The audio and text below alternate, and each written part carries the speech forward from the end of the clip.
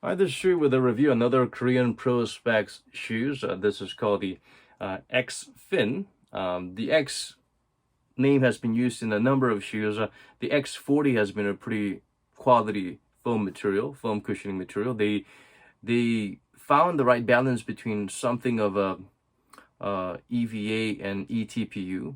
They did not blatantly copy the Boost type of eTPU material. They actually made quite the right evolution with the X40 runs. The overall cushioning, the heel was there was a good heel to toe drop, and the forefoot was low to the ground, but they still managed to provide adequate cushioning on the forefoot, and the heel shock absorption and the comfort level was supreme. They continue to use the right kind of foam material here. It's nothing special. It's sort of, again, like I mentioned, sort of like a premium quality EVA with the right kind of density and durability and energy return. What they boast in this shoe, as the name suggests, X-Fin, the X-Fin is supposed to be these protruding plastic materials. This is supposedly pebax. That's a pretty strong giant in terms of the running shoe technology these days. Pebax, not to be confused. The Nike Zoom X is from Pebax, and the PBA foam or the Pebax foam is very much similar, or basically Nike paid those chemical tech firm to, get that solution right for the Zoom X cushioning. So it's soft but durable with good energy return and lightweight. So the best of all kinds of worlds. Of course, durability I think is still an issue with the Zoom X foam. So this plastic, Pebax also use the chemical they have to, I suppose, concentrate them into plastic bits. As you know, TPU, you hear about TPU plates being used for stability, and TPU is also, eTPU is the word they use for boost foam. So they can turn into plastic or foam, but turning them into plastic, I suppose, is simpler or cheaper. The boost foam you're accustomed to is they're like rice before they're being cooked. Hard plasticky pellets. When they're chemically treated in a certain way, they turn into like cooked rice, soft little pellets. So I guess this is a reversal of that, or just using them in the natural form of being plasticky. So when you hear P-Bags, Zoom GT Jump, if you remember the shoe, they boasted they have P-Bags in the shoe. But if you look at the specifications of the shoe carefully, they say it's the P-Bags Jump frame. So it's plastic. Basically, it's P-Bags plate, although they don't specify plate. They just like to give you this illusion. Oh, we have Pebax. Remember, that sounds kind of like Zoom X, the material, the technology that's used, but don't get confused with it. It's just plastic. It's just lighter, slightly lighter and slightly better plastic than TPU. When we've had graphite, we were going like, oh my, this is like next level material. So how often do we see graphite being used in shoes? Not really that much. And if you put plastic or graphite, you think you can tell the difference between the torsional rigidity or bounce it provides? I don't think you can feel that. I mean, it's just a part of the shoe that provides a little bit more of a, I suppose, uh, a little tiny bit of a, I wouldn't even say boost. Yeah, it's basically, non-existent. It's a gimmick. That's how I feel about it.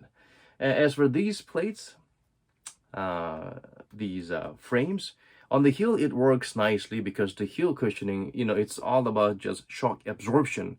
It's not as sensitive as a forefoot where the weight is not, your whole body weight is not on the forefoot. The forefoot material needs to be a little bit more sensitive to those little pressure point areas as you move forward, But on the heel, it's just about pounding and landing. So these thick plates, they are okay. They're not hindering the cushioning. They're actually providing a certain level of stability, but I could do without these. They could use the plates around the shoe, or just insert them a little bit. You don't have to scream to the world that you use this expensive technology that amounts to pretty much nothing except for the fact that we can use that cool name Pebax. So yeah, it's baffling. Also, if you put plastic here when the foam is thinner here and there's going to be There's thinner foam, and there's going to be uh, a, a more sensitive part of your foot where you need a different kind of softer cushioning, and the same plasticky sensation is here with less protection of the foam. So that really kills the cushioning. It makes the forefoot like there's nothing there. It negates the cushioning. So they should not have put it there.